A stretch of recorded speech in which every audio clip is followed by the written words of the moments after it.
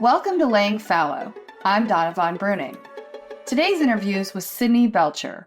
Full disclosure, Sydney is my son Grayson's girlfriend, and aside from a 9-month break, they have been together since the freshman year of high school. Sydney was a visual arts major at Savannah Arts Academy. She spent her freshman year of college living at home and attending Georgia Southern University. She transferred to the University of Georgia her sophomore year and graduated this past May with a degree in marketing. Sydney was president of the UGA agency, a modeling agency, and is signed with Select Model Management in Atlanta. She is currently pursuing a master's in marketing research at UGA and will graduate in May 2025. And yes, she plans to join Grayson in whatever big city up north and enjoy the seasons with him. So I always start with your quote. You probably don't remember what you said. Not at all. Okay, you said, "Missing this last part of my senior year has been completely devastating for all the reasons everyone says, but for me, not being able to complete my pottery pieces has been the worst. At Savannah Arts, I discovered my love for abstract art, pottery, and modeling. I didn't take up pottery until late in high school, and I really, really loved it. I even won an honorable mention from my pinch pots, which thrilled me. The memories with friends, joining the tennis team, being a junk to funk model will be missed for sure, but the greatest gift I will take with me is the joy of discovering new things to love. SAA taught me that. I plan on mixing fashion and finance majors in college, and I can't wait for all the new things headed my way." How do you feel about that? That's so interesting. What's interesting about it? I just think it's a little funny that out of, the biggest disappointment was not finishing my pottery pieces. That kind of made me laugh. What'd you have left? I had, 4 projects that, just weren't, some of them were not fired, some of them were not glazed. Some of them were just base fired, so, I had them. I got to pick them up, but I wasn't able to finish. Do anything with them. So in your quote, you said the greatest gift you will take with you is the joy of discovering new things to love. Tell me what you have discovered and what you love now. What I discovered in college? Yeah, the past 4 years. Well, first tell me what you've done the past 4 years. Where are you now? So people know. Okay. So I went to the University of Georgia and I graduated with my bachelor's degree in marketing. And I did attempt to be a finance major. I did attempt, and luckily I got denied because I don't think I could have completed it. And I tried to be an accounting major, and that failed as well. I'm proud that I got into the program, but there was no way I could have completed that either. So you did get in for accounting. So I did get in for accounting. I was an accounting student for an entire year, but I just hated everything about it. And then I finally switched to marketing, and that is definitely where I found my place, career-wise. So let's go back, and you said, again, the greatest gift you'll take with you is the joy of discovering new things to love. So tell me what you discovered in the past 4 years, and what do you love now? Or is it the same? I definitely think that my love for modeling grew, much more than I ever expected it to. I would have never thought, when I graduated high school, that I would, be a signed model at the end of my 4 years, nor, even what it takes or what that industry is even like.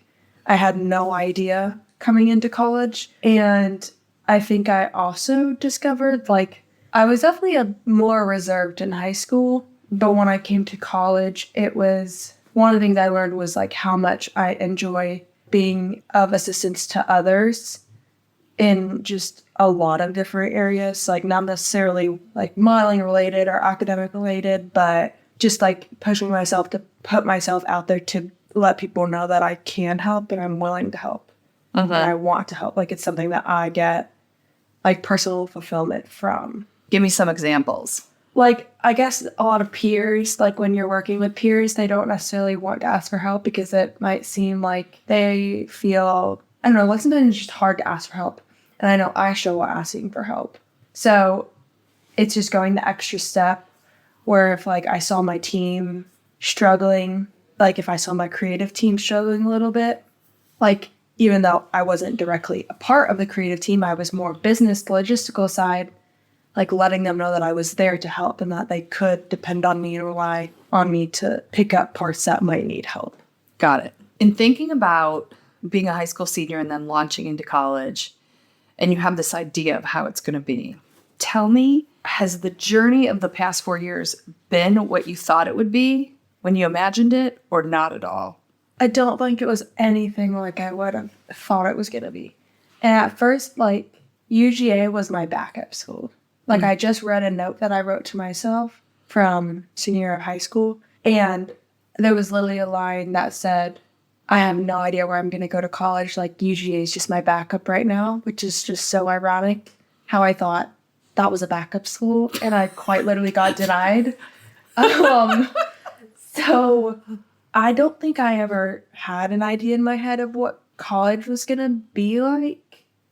But when I transferred to UGA, obviously freshman year was nowhere near what I expected it, nor was it ideal in any sense. So what did you do freshman year? Freshman year, I lived at home and I went to Georgia Southern, Armstrong campus.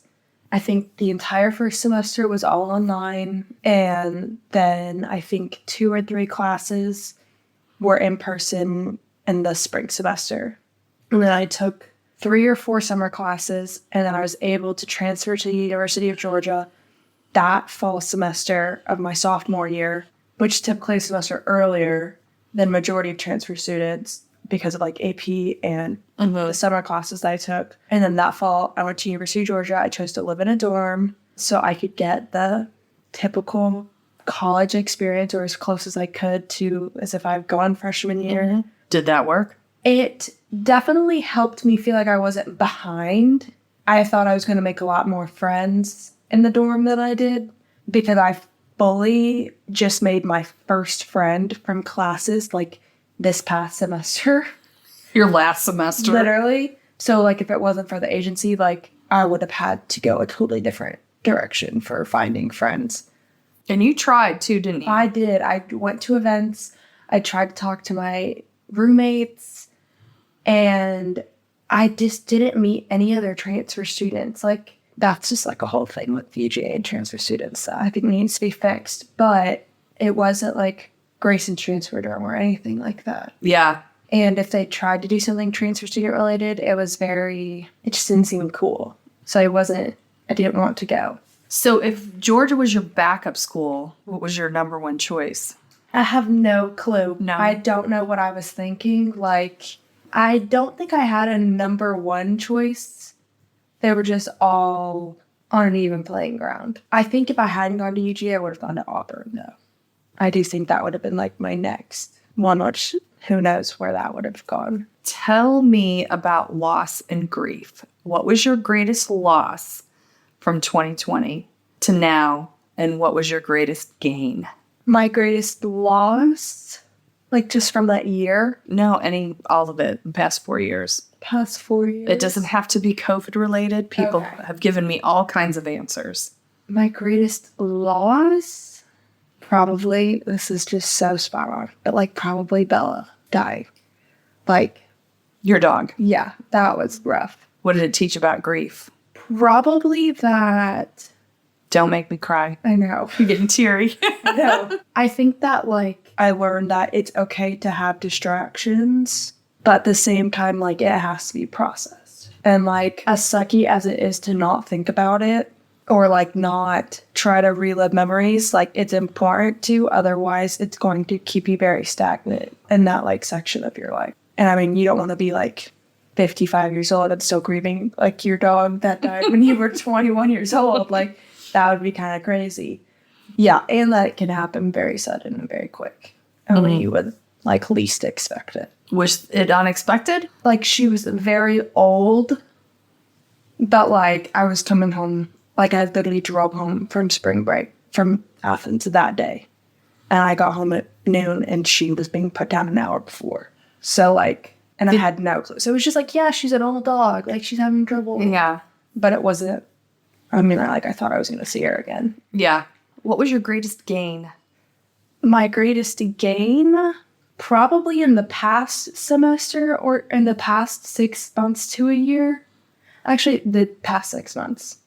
I have gained a significant amount of, like, my personality has shifted in the sense where I was a big people pleaser. And, I mean, I still am a very, Like, some of my closest friends have told me recently that whenever somebody asks about me, they describe me as like one of the most compassionate and empathetic people, which is shocking to me. But I have learned that I now put up with like less bullshit than I ever have, which is a very good thing in my mind because I don't let things slide as much as they used to. And it's like, I've definitely instilled, like, I don't have to be in charge of other people's emotions. What changed for you? Like, what did it for you that you decided that you were no longer going to be such a people pleaser? Was it one thing? Was it a series of things? I think it was, I had like a bunch of friends who were, I just learned the phrase Barbie doll friends. Oh, I've never heard that. What does that mean? It's like people who have a favorite Barbie doll. They pick a friend, like their favorite Barbie doll, and after a couple months, they're sick of them. And they move on to the next person and pick their next favorite Barbie doll. Mm-hmm. And I think I was a lot of people's favorite Barbie dolls. And I was just sick of it, of like getting thrown to the side after a couple months. So when people started to like just be either flaky or like give me attitude for no reason, I'm like, I'm not putting up with this. Like, I'm fed up. The people that ended up really wanting to hang out with me, like, they stayed the whole time and like obviously nowhere. So did it change your criteria for friendship then? Yes. It definitely changed my criteria for friendship. Like, I still think it's okay to have, short-term friends. Like, I fully believe that everybody comes in your life when they are meant to, but that also means like they exit when they're supposed to, and you can't force a friendship. So talking about friends, one of the things that I ask people is, how do you think your personal relationships were affected by the pandemic? And in that, I mean, did you hold on too long to friends or let go too quickly? And were you in a position to make new friends, or who are your friends now? So a little bit more about friendship in that. What I've noticed with a lot of you, and this is kind of what I mean, and I say you, I mean like the kids I know in 2020, who didn't have the ability to, nobody had the ability to go. Even if you went to school, you didn't have the ability to make new friends. Yeah. And so it forced people to hang on to their high school friends longer. Talk a little bit about it. Well, like for me personally, like if it wasn't for Grayson, I don't think, not like, I do love like all the people that we are still friends with. But if it was not for him, I think the only person from high school that I would talk to would be Carson. And like, I want to say Devon, but like in my head, like Devon and I are friends from middle school, not high school. Right. You go back way further. So like if we're excluding him, like Carson would probably be the only person I would talk to from high school. So do you think that that group of friends hung tighter because of COVID, or they would have split up? Do you think COVID's the reason? Yes. Yeah. I think it's really interesting the amount of, well, I guess they really are like the only group that actually there's one other group that has a very strong tie still, because they all went to Georgia State together at the same time. But I think it's not what normally happens when everybody splits out from high school. I think it's because you had nowhere to go, or like if people move to a different city and they don't want to just hang out with their partner, like they were going to hang out with the only other people they knew in the city, which makes sense. But I don't know. I think it would just be so interesting to see what it would all be like in another life, or to see what people, or if it would have stayed the same and it's just the type of people, like maybe they are just genuine friends from high school who get along and have a lot of the same interests. Or if it was kind of like not forced, but constrained together. It seemed that some of the people I interviewed, like, tried. They tried to make new friends. And it just wasn't possible. Because all the things that you would normally do, all the functions, rush, clubs, didn't exist. And a lot of people, it sounded like, were just scared shitless too. To even, I don't feel like the people that I knew your age were scared, but people that came in contact. I heard a lot of like bad roommate stories, or like people were ridiculous. Yeah, I think also, with the range of where people laid with their opinions on everything, also just created like differences where you might have gotten along great with them if you hadn't had different views on that, how you manage COVID. Yeah. So Do you think one of the things I find interesting is that out of this high school group, only one couple has split? Yes. And do you find that, I find it interesting because it's not the norm. It's not at all. And do you think that part of that is COVID related? That, a couple people have said that, well, because we had no one else to hang out with, we hung together and it just made us closer. And then there was kind of no reason. Yeah. I would hate to discredit any person's relationship with their partner. Right. But I just think I think it's maybe 80% related to COVID, why they stayed together. Considering I think there's 6 to 10 or 6 to 8 relationships from high school that are still together 4 years later, which is just not normal.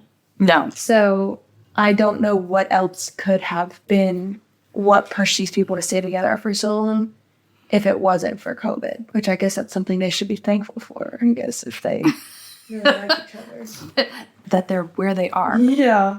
So do you think that having this experience you had of high school senior, college freshman, in retrospect or in dealing with traditions, so the experience as a high school senior in 2020 and then a freshman, all the traditions were stripped from you.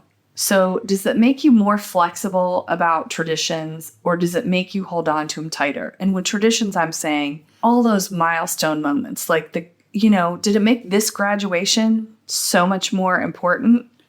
Or did you just don't care? I think it definitely allowed for a lot more flexibility, especially looking back. I'm it sucks we didn't have a prom at a high school graduation, but maybe it's me. I don't have a good memory. So it's I don't even know if I would have remembered it in the first place. Yeah. So coming up on this year's graduation, I was literally just more nervous about walking across the stage and realizing I'd never walked across the stage before. Oh, I hope I don't trip and fall. Where do I look? What do I do? But then I remember seeing Nolan's graduation, and I felt a lot. That made you sad? That made me sad. And maybe it was because it was our high school. Yeah. And everything. But in whole, I think if something doesn't happen, it's just okay, it's gonna be fine. We'll get over it and move on to the next thing. Got it. So when I went and did a deep dive of research, everything I came up with about the class of 2020 was all the college class of 2020 and how they were graduating into a recession and there were no jobs. There was literally nothing about high school. The little bit that there was related to anyone in high school, not just seniors during that time, was they labeled it as trauma, that you guys experienced a trauma. Would you agree with that term, trauma? And if so, what has that trauma taught you as a person? I don't think I would label it as trauma. Do you think other people consider it trauma? I do think other people consider it trauma, as if if they maybe experienced a lot of loss, whether it be a death in a family or a household shift with jobs or something like that. But because in my mind, I was not, if you take out the senior prom and the graduation, I wasn't entirely negatively impacted. So in my mind, for me, it was not trauma. Because part of me, yes, I enjoyed being in my house. I enjoyed the freedom that it gave me to just be in my neighborhood. A lot of people liked the time to pursue things that you couldn't normally do. Yes.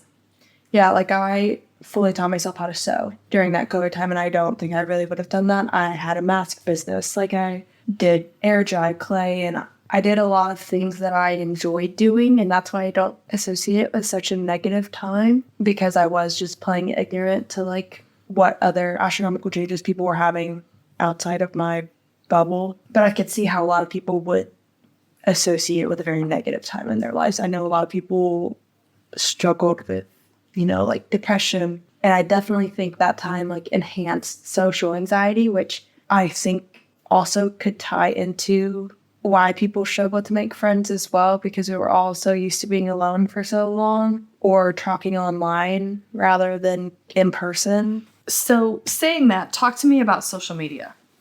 I hate it. I hate it so much.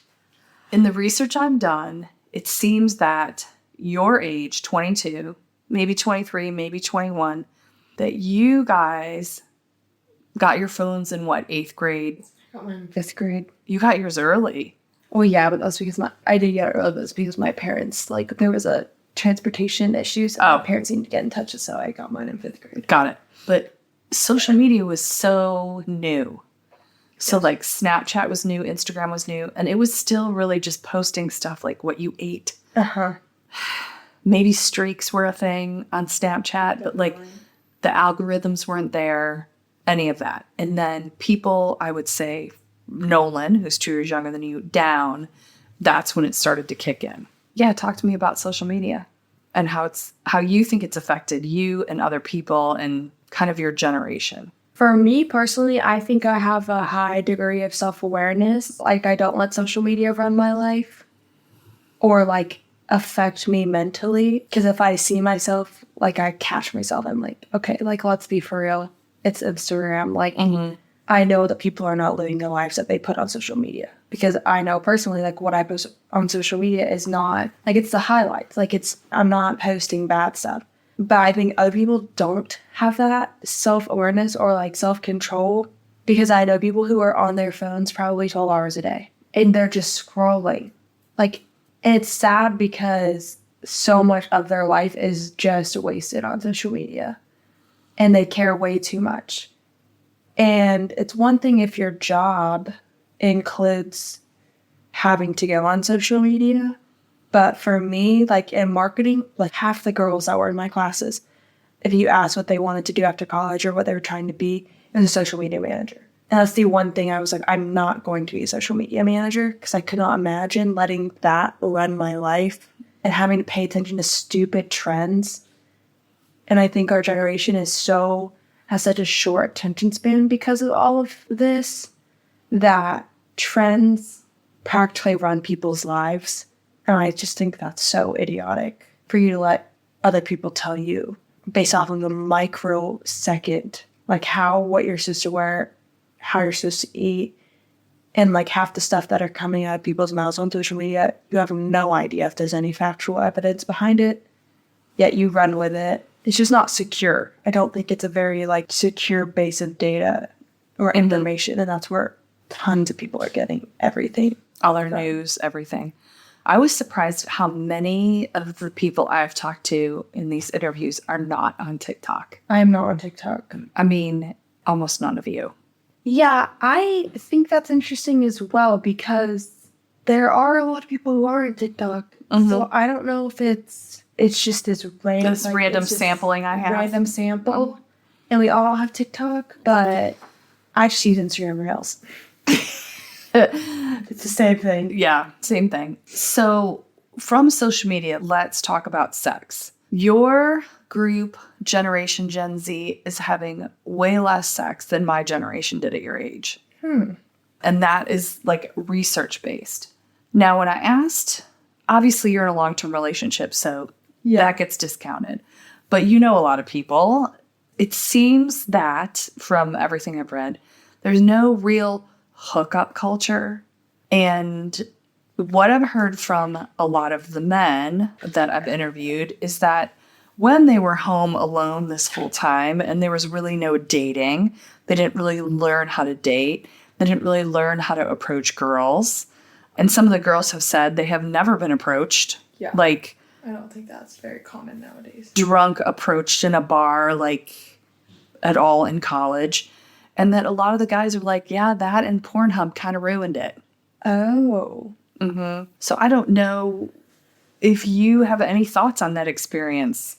I think a lot of it is now, like, if you meet somebody who's, like, really participating in hookup culture, it's more of, like, a self, like, they've got things they're going through, like, they get their I think there's just like a range. Like, and I think majority of people who participate in hookup culture are like on the extreme end.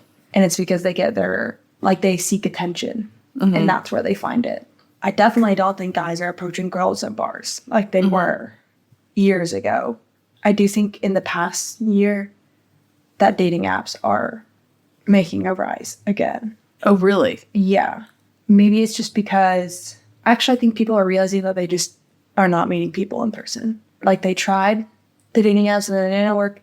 And they tried to meet people in person and it's not working again. So they're just cycling back to the dating apps. Because I know people who like I really wouldn't expect to be on dating apps are on there. So they'll also open in-person stuff.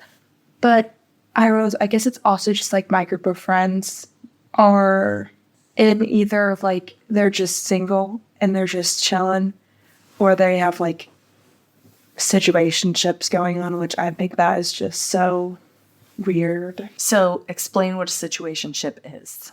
To me, a situationship is, it almost feels like high school. It's like you guys either really get along, but you don't want to put a label on it because you're both also talking to other people, but you still constantly come back to this person again and again and again, and you just don't have that conversation. To make it exclusive? Because you still want to talk to other people. It just does it. They are crazy. I don't understand them whatsoever. It's just for people who are confused and non-committal. Got it.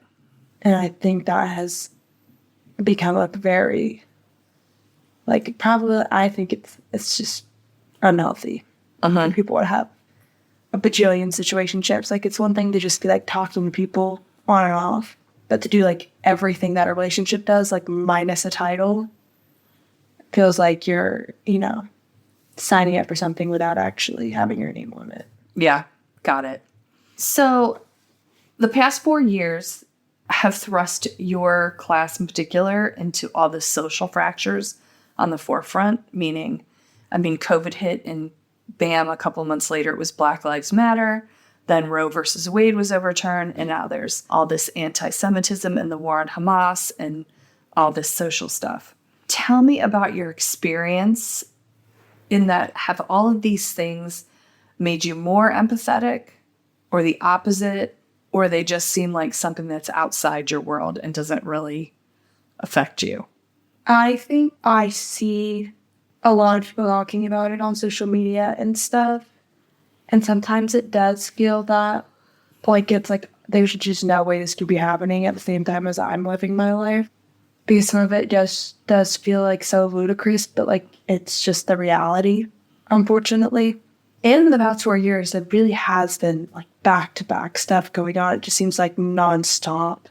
And I think it is confusing sometimes with all of the information floating around on the internet to really understand and get a grip on like what the real thing is or what's actually happening. And I think another reason why I try to inform myself on what's happening, but I just don't never talk about it because it seems like people always take it into an issue that is not even a part of the problem. Like they just freeball it into a totally different like situation or question or issue that has no strings attached. So do you feel like nobody's willing to have any kind of discussion, whether you agree with that person or disagree with that person, that would elevate both of you? Everybody is only interested in bringing you to their side. I think a majority of people nowadays are not trying to have a conversation to learn about the other side. It's a majority of people are having a conversation to persuade the other person to agree with them or see their side. So it's like if they both have the intention of trying to persuade the other person, that's when it's just an argument. And it's not a respect thing. So does that make you not even want to bother trying? Yeah. And my dad always like, we don't talk about politics, we don't talk about money, we talk about religion. Because he's like, it's no use in talking about it because nobody, like, you're never going to come out of that conversation happy. So I think that's also instilled into my brain. And it's like, I'm not even going to bother. You can call me ignorant, you can call me whatever you want, but like, at the end of the conversation, like, neither of us are going to be happy, so let's just not even go there. You can think what you want. I'll think what I want. That's okay. We can still be friends. What do most people misunderstand about 22-year-olds today? Most people think we're like bots. Like, there are still respectable 22-year-olds. Like, some of them are crazy, and some of them are definitely immature, but I think people probably think we're all still immature. And I think some of the 22-year-olds I know are just more mature, like, beyond their years. And that's not what people think of when they think of, like, our age. Especially with social media and, like, our generation in general. Do you think that that is because the maturity that you see that you and your friends or people you know have at your age is because of what you went through with COVID? Or that kind of huge disappointment that you suffered? Or do you think where you are is pretty normal for this random sampling of friends that you have? It is just so weird that we are all like this. And so it makes me want to attribute it to COVID. But part of me also thinks it's just, like, the city that we were raised in and the, like, the families that we were raised up with, just being, like, in the South. And I think also, now thinking about it, a lot of our friends are the older siblings. And if they're not the oldest, they're the second oldest and they have younger siblings.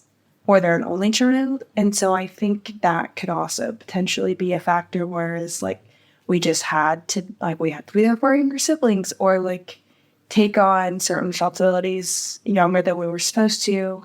And that's why, like, collectively now, we're almost at, like, a little bit at a more mature headspace. Explain to me what you mean by more mature. Like, what does that mean to you, that you're more mature? In my mind, more mature means, like, having more, like, there's more rationalization behind our actions. And maybe I'm thinking we're more mature, but we're actually just all having to grow up.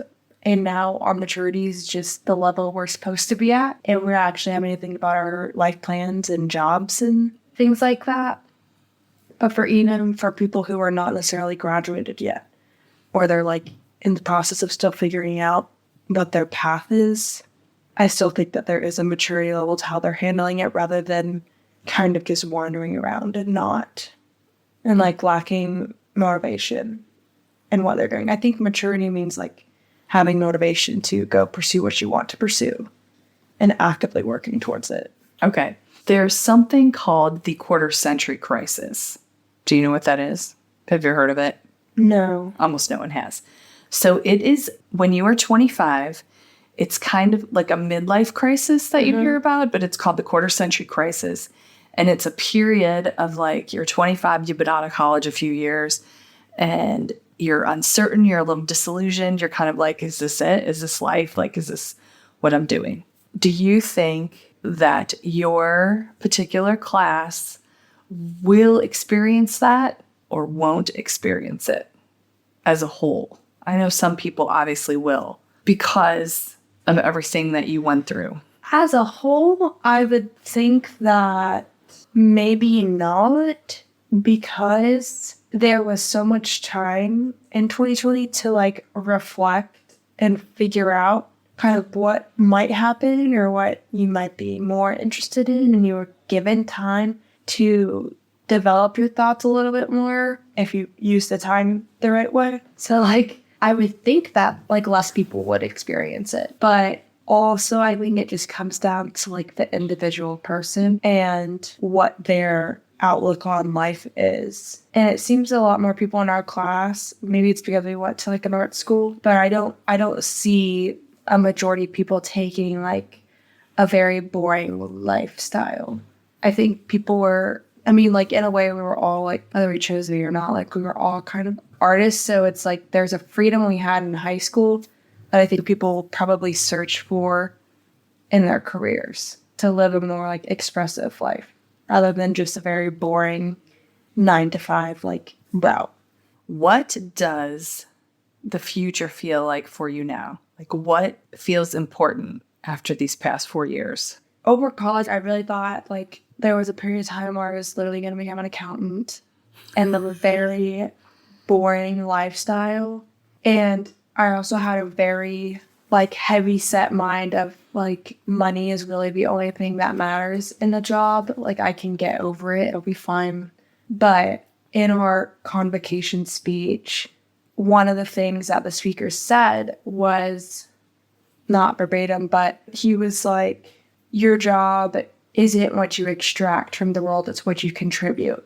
And I think that really stuck with me because of how much I was able to help others, like with the agency. Like, that is definitely a criteria. Like, obviously that helping other people isn't going to be on a job qualifications list, but that's something that's definitely shown, like, how important it is to me over these past couple years. Can you repeat the question? So it was, what does the future feel like for you now? Like, what's important to you? Okay, yeah.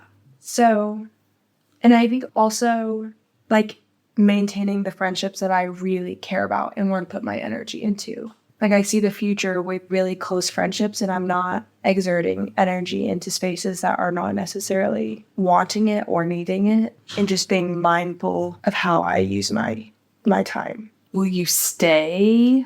Because you're talking about a very focused group of people around you, which I think is awesome. Mm-hmm. Will it keep you here? Or do you think you can take it with you wherever you go? Like, do you plan to stay here? Or do you plan to go somewhere else?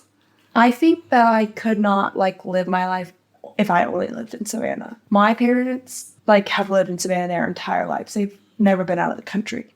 Like, if you don't count, like, the Bahamas. And you kind of don't. Yeah. Yeah.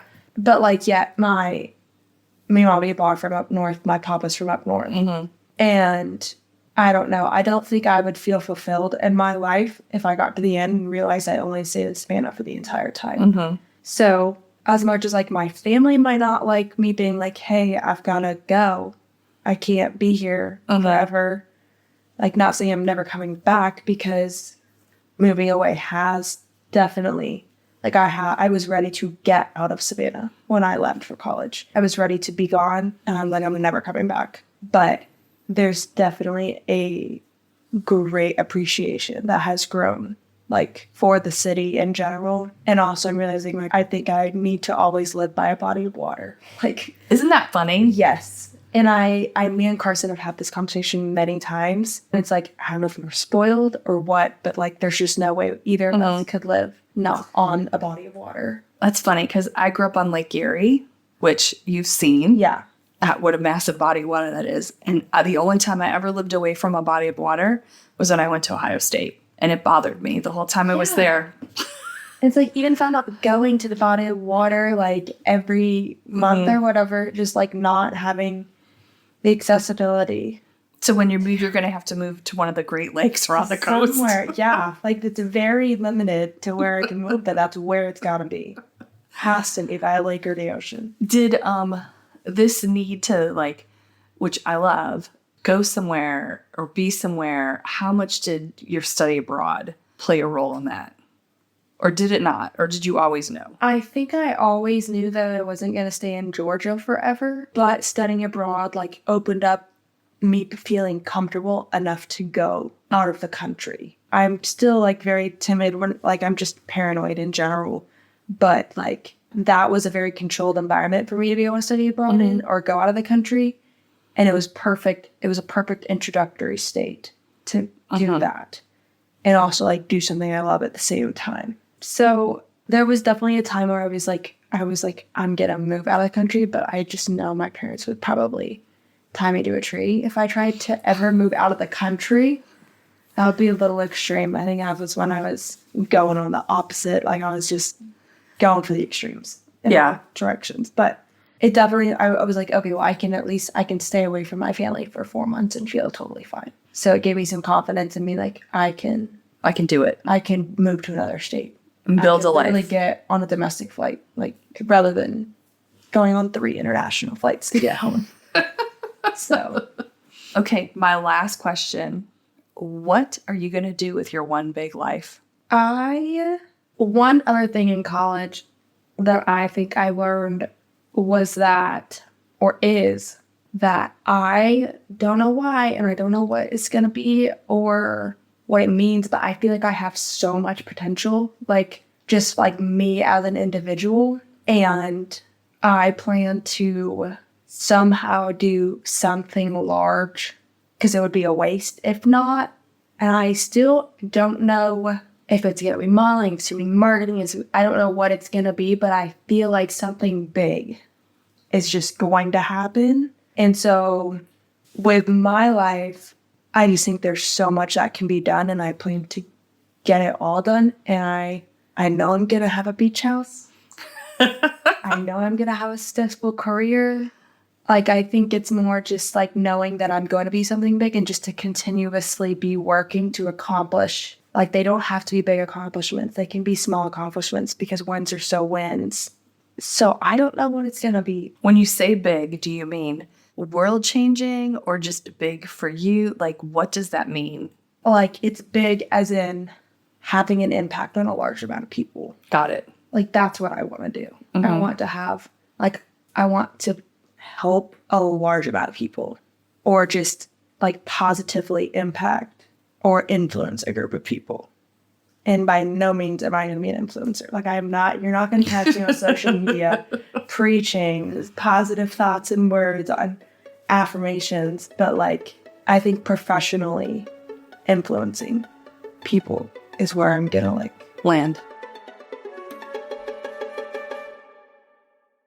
Thanks for listening to Laying Fallow. Be sure to listen to the rest of the episodes, and to learn more and see the portraits from both 2020 and 2024, head over to my website, www.donnavonbruning.com, or to my Instagram, @DonnaVonBruning.